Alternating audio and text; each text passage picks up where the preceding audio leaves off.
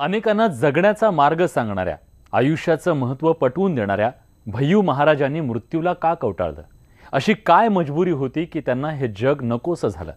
आपल्या सगळ्यांच्या मनातल्या या सगळ्या प्रश्नांवरचा पडदा अखेर उठलाय.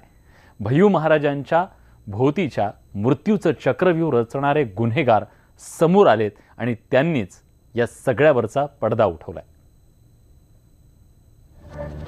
लाखो भक्तांच्या अडचणी दूर करणाऱ्या आध्यात्मिक गुरु भय्यू महाराजांनी आत्महत्या का केली, या गहन प्रश्नाचं उत्तर अखेर मिळालंय.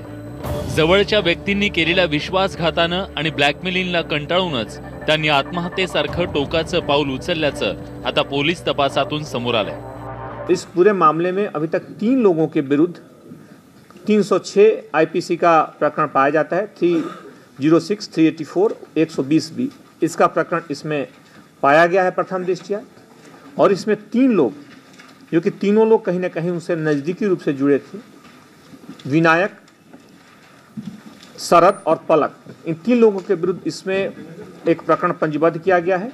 पुलिस ने उन्हें गिरफ्तार भी कर लिया है. फिलहाल वो अभी न्यायालय में, माननीय न्यायालय में पेश किया गया, उन्हें न्यायिक हिरासत में भेजा गया है.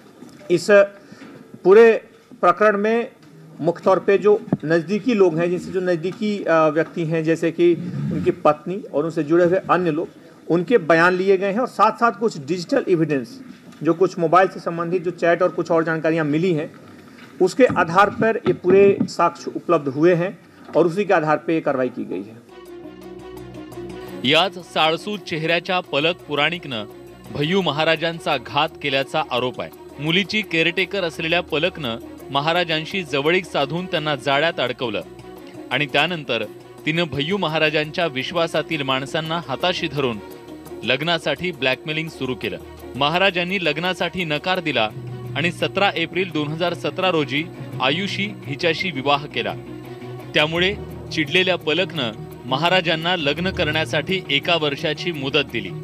जो परिजनों ने बताया है, उन परिजनों के बयान के आधार पर 16 जून की तिथि के लिए दबाव बन रहा था कि शादी एक करने की बात थी, लेकिन उन परिस्थितियों में संभव नहीं था. और निश्चित तौर पे उसके कारण मानसिक तनाव और दबाव था उस बात को लेकर के. संभवतः परिजनों का कहना है कि उसमें शादी न करने की स्थिति में संभवतः कोई कार्रवाई करने या पुलिस कार्रवाई करने की भी उसमें बात शायद इन लोगों की हुई थी. पलकनं दिलेली 16 जूनची मुदत संपत आली होती. याच दरम्यान घडलेल्या राजस्थानमधील दाती महाराजांसारखे हाल करू अशी धमकी तिनं दिल्यानं भय्यूजी महाराजांनी टोकाचं पाऊल उचलल्याचा आरोप आहे. और उस मामले को समाचार चैनलों में देख के वो काफ़ी लेकर के उसको परेशान थे. लगातार उन्होंने 8-10 घंटे तक विभिन्न उससे संबंधित खबरों को देखा था. तो लोगों ने इस बात का भी जिक्र किया है कि उस खबर को लेकर के भी काफ़ी विचलित थे. और इन परिस्थितियों में, उस मानसिक स्थिति में इन लोगों की भूमिका ने इसमें आग में घी का काम किया.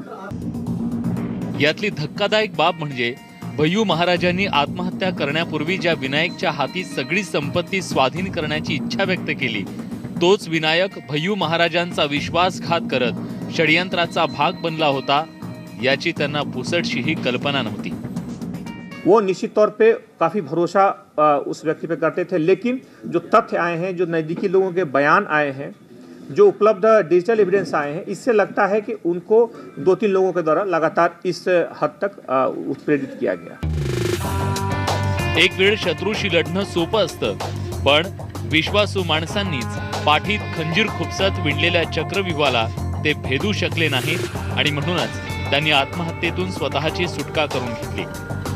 आता त्यांना मृत्यूच्या दारात ढकलणाऱ्यांना शिक्षा होईलही, पण अनेकांना जगण्याचा मार्ग शिकवणाऱ्या भय्यू महाराजांचा मृत्यू देखील अनेकांना खूप काही शिकवून गेलाय, हे नक्की. Bureau report, news 18 Lokmat. वळत पुढच्या बातमीकडे. गेल्या काही दिवसांपासून सांगली जिल्ह्यातल्या इस्लामपूरमध्ये गुंडांनी अक्षरशः हैदोस घातला. भर दिवसा नंग्या तलवारी नाचवत संपूर्ण शहरातून दहशत माजवणाऱ्या या सगळ्या गुंडांना त्यांनी खंडणी मागितली होती आणि त्या सगळ्याबद्दल प्रशासनानं देखील एक महत्त्वाची कारवाई करत आता या सगळ्यांना अद्दल घडवलेली आहे. व्यापाऱ्यांनी अनेकदा तक्रार देऊनही पोलीस प्रशासन गुंडांवर असणाऱ्या राजकीय बरदास्तामुळे जाणीवपूर्वक त्याकडे दुर्लक्ष करत होतं. मात्र गेल्या 4 दिवसांपासून पोलिसांनी राजकीय बरदास्त डावलून गुंडांची पाळंमुळं खणायला सुरुवात केली आहे आणि दहशत माजवणाऱ्या गुंडांना पकडून शहरातून त्यांची धिंड काढत त्यांची दहशत मोडून काढण्याचं काम केलं आहे. आणि जेव्हा या सगळ्या गुंडांना शहरातून धिंड काढली जात होती तेव्हा हजारोच्या संख्येने नागरिक रस्त्यावर आले होते. जी दहशत होती ती दहशत मारण्यासाठी म्हणूनच पोलिसांनी या सगळ्या गुंडांची रस्त्यावरून धिंड काढली होती आणि लोक हे सगळं बघत होते. यानंतरची बातमी राजकीय गोटातून. काँग्रेस पक्षात खरं तर आयारामांना फारसं स्थान दिलं जात नाही, पण यावेळी महाराष्ट्रातून लोकसभेच्या जास्तीत जास्त जागा जिंकण्याचं टार्गेट मिळाल्यानं प्रदेश काँग्रेसनं प्रसंगी उमेदवार आयातीची तयारी ठेवल्याची सूत्रांची माहिती आहे. जो जीता वो सिकंदर ही आमची भूमिका आहे. जो जिंकेल त्याला तिकीट दिलं पाहिजे. संजय काकडेंच्या उमेदवारी संबंधी अशोक चव्हाणांनी केलेलं हे सूचक वक्तव्यच खरं तर काँग्रेसची बदलती राजकीय भूमिका समजून घेण्यासाठी पुरेसं आहे. कारण काँग्रेसला यावेळी काहीही करून महाराष्ट्रातून अधिकाधिक लोकसभेच्या जागा जिंकायच्या आहेत. त्यासाठी प्रसंगी उमेदवारी आयात करण्याची तयारीही काँग्रेस नेतृत्वानं ठेवल्याची सूत्रांची माहिती आहे. आता नजर टाकूयात काँग्रेसला नेमक्या कोणकोणत्या जागांवर उमेदवार आयातीची गरज वाटते ते. काँग्रेस या जागांवर उमेदवार आयात करणार. पुणे संजय काकडेंच्या नावाची चाचपणी. रत्नागिरी सेना भाजप युती झाल्यास राणेंसाठी चाचपणी. या दोन नावांपैकी संजय काकडे आणि अशोक चव्हाणांच्या भेटीचे तर फोटोही मध्यंतरी प्रसिद्ध झालेत. तर रत्नागिरीच्या जागेसाठी काँग्रेसचा एक मोठा नेता राणेंशी थेट संपर्क साधणार असल्याची सूत्रांची माहिती आहे. अर्थात ही राजकीय शक्यता सेना भाजपची युती झाल्यास गृहीत धरली जाऊ शकते. पक्षातून मात्र याबाबत अधिकृतपणे कोणीच बोलायला तयार नाहीये. नारायण राणे यांच्या संपर्कात काँग्रेसचे एक नेता आहे असं म्हटलं जातं. सगळ्यात महत्त्वाचं म्हणजे असं असूनही देखील राणे यांना काँग्रेसमध्ये किंवा त्यांना जागा देण्याबाबत राज्यातल्या अनेक नेत्यांचा विरोध असणार आहे. अशा परिस्थितीत हायकमांड नेमकी भूमिका काय घेते किंवा जागा जिंकण्यासाठी अनेकांशी कॉम्प्रोमाइज करण्याची परिस्थिती काँग्रेसची आलेली आहे. त्यामुळे राणेंशी कॉम्प्रोमाइज करत पुढच्या काळामध्ये नवीन राजकीय घडामोडी घडणार का याकडे सगळ्यांचं लक्ष लागलेलं आहे. व्हिडिओ जर्नलिस्ट बाळा शेट्टीसह सागर कुलकर्णी, न्यूज 18 लोकमत, मुंबई. आणि याच सगळ्या संदर्भात आणखीन एक ब्रेकिंग न्यूज येते. अनेक लोक काँग्रेसच्या परतीच्या वाटेवर असल्याचं वक्तव्य केलेल्या माजी मुख्यमंत्री पृथ्वीराज चव्हाण यांनी दावा केलाय की काँग्रेसमध्ये येण्यासाठी अनेक नेते सध्या इच्छुक आहेत, परतीच्या वाटेवर आहेत, घरवापसी त्यांची होणार आहे. मात्र काकडे आणि राणे यांच्याबद्दल बोलायला पृथ्वीराज चव्हाण यांनी नकार दिलेला आहे. पृथ्वीराज चव्हाण नेमकं काय म्हणालेले आहेत आपण एक नजर टाकूया. लोकसभा निवडणुकीच्या निमित्तानं राज्यातल्या नाही तर देशभरातल्या राजकीय हालचाली गतिमान झालेल्या आहेत आणि माझ्यासोबत बोलण्यासाठी राज्याचे माजी मुख्यमंत्री पृथ्वीराज चव्हाण स्वतः आहेत. सराज कोलकात्यामध्ये एक मोठी रॅली झाली. मोदी हटावचा नारा तिथं देण्यात आलेला आहे. काय सांगाल पहिली प्रतिक्रिया? या निवडणुकीमध्ये देशाच्या लोकशाहीला धोका जो निर्माण झालेला आहे, मोदी यांच्या हुकुमशाही प्रवृत्तीमुळं आज देशातल्या एकही लोकशाहीच्या संस्था सुरक्षित नाहीत. अटल बिहारी वाजपेयींचं सरकार हे भाजपाचं सरकार होतं, पण त्यावेळेला कधी कोणी अटल बिहारी वाजपेयी हटाव असं कोणी नारा दिला नाही. भाजपच्या विरोधात आम्ही होतो, आता दिला जातो. कारण ही व्यक्ती ही भाजपचं प्रतिनिधित्व देखील करत नाही. ही स्वतःच्याच प्रकारे गुजरात मॉडेलच त्यांचं आणायचं चाललेलं आहे. म्हणून ही ह्या व्यक्तीपासून देशाला धोका आहे अशी भावना निर्माण झाली. त्या चर्चा चालू आहे दोन्ही काँग्रेसमध्ये. संजय काकडे आणि नारायण राणे पुन्हा काँग्रेसमध्ये येण्याच्या चर्चा सुरू आहेत, त्याबद्दल काय? मला पुन्हा काँग्रेसमध्ये कोण कोण येऊ इच्छितं हे मला माहिती नाही, पण बरेच लोक आता काँग्रेसकडे परतीच्या वाटेकडे लागलेले आहेत. कारण भाजपचा आता पराभव हा स्पष्टपणे दिसत आहे डोळ्यासमोर. शेवटचा प्रश्न विचारतो. हा हे सगळं झालं राज्यातलं चित्र, पण कर्नाटकमध्ये अजूनही ऑपरेशन कमळ सुरू असल्याच्या चर्चा आहेत. भाजपनं इतका प्रयत्न केला. तुमचं काही सिद्धरामय्यांशी बोलणं झालंय का? माझं सिद्धरामय्याशी बोलणं झालं नाही, पण मी खडगे साहेबांशी बोललो. येणं केनं प्रकारानं काहीतरी एखादा सत्ता पलट करायचा आणि काँग्रेसला कुठेतरी अडचणीत आणायचा हा प्रयत्न चाललेला आहे. त्याकरता मनी इज नो प्रॉब्लेम अशा प्रकारे वागणूक चाललेली आहे. धन्यवाद सर. न्यूज 18 लोकमतशी बोलल्याबद्दल. व्हिडिओ जर्नलिस्ट प्रमोद सौंदडेसह संदीप राजगोळकर, न्यूज 18 लोकमत, कोल्हापूर. यानंतरची बातमी विरोधकांच्या जोरदार शक्ती प्रदर्शनाची. पश्चिम बंगालमध्ये मुख्यमंत्री आणि तृणमूल काँग्रेसच्या प्रमुख ममता बॅनर्जी यांनी भाजप विरोधी राजकीय पक्षांना एकत्र आणण्यासाठी भारतीय एकता सभा आयोजित केली। या सभेला तब्बल 22 राजकीय पक्षांनी हजेरी लावत विरोधकांची एकजूट दाखवून दिली। यावेळी विरोधकांनी मोदींनी सबका साथ देऊन सबका विनाश केल्याचा हल्लाबोल चढवला। भाजप विरोधात मोठ बांधण्यासाठी सर्व विरोधी पक्षनेते एकत्र आले, मात्र काँग्रेस नेते राहुल गांधी यांनी मात्र या कार्यक्रमाला येणं टाळलं। कोलकात्यात होणारी ही सभा म्हणजे सत्ताधाऱ्यांविरोधातील आघाडीचा आणखी एक प्रयत्न असल्याचं मानलं जातंय। ममता यांनी गेल्या ऑगस्टपासून एकता सभेची तयारी सुरू केली होती। पावसाळी अधिवेशनात त्यांनी संपूर्ण दिवस संसदेत घालवून विविध नेत्यांच्या भेटी घेऊन सभेचं निमंत्रण दिलं होतं।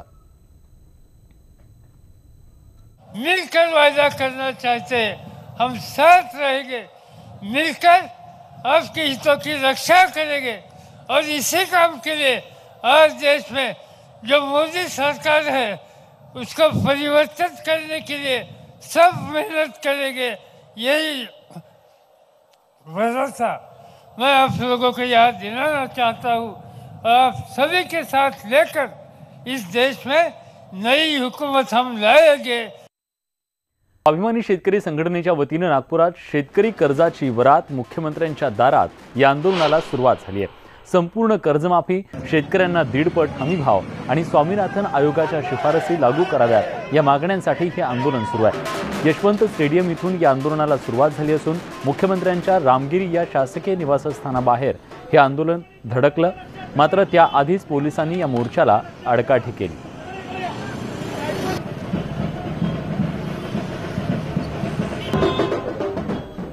साताऱ्याच्या खंडाळा तालुक्यातल्या शेतकऱ्यांनी खंडाळा तहसील कार्यालय ते मुंबईतल्या मंत्रालयापर्यंत अर्धनग्न मोर्चा काढलाय। हे मोर्चेकरी पायी चालत आज नवी मुंबईत पोहोचले। महाराष्ट्र औद्योगिक विकास महामंडळानं जमीन संपादन करताना शेतकऱ्यांची फसवणूक केल्याचा आरोप या सगळ्या शेतकऱ्यांनी केलाय। मागच्या 10 वर्षांपासून ते लढा देत आहेत। सतत सरकारला याबद्दल पत्रव्यवहार करूनही दखल घेतली जात नसल्याचा त्यांचा आरोप आहे।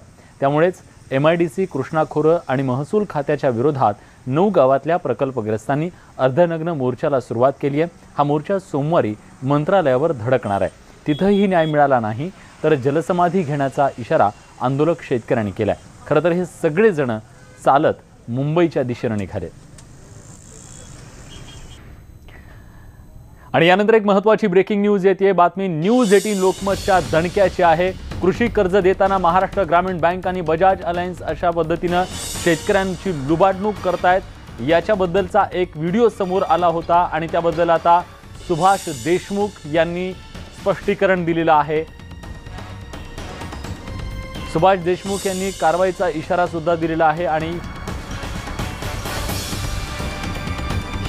याची दखल सरकारने घेतलेली आहे। स्वतः सहकार आणि पणन मंत्री सुभाष देशमुख यांनी या प्रकरणी सरकार लक्ष घालेल असं आश्वासन दिलेलं आहे। कर्ज देण्यासाठी कुणी विमा पॉलिसी शेतकऱ्यांच्या माथी मारत असेल तर सरकार खपवून घेणार नाही अशी प्रतिक्रिया सुद्धा देशमुख यांनी दिलेली आहे। त्यामुळे न्यूज 18 लोकमतनं काल हे सगळं प्रकरण मांडलं आणि त्याची दखल जी आहे ती आता सरकारने घेतली आहे।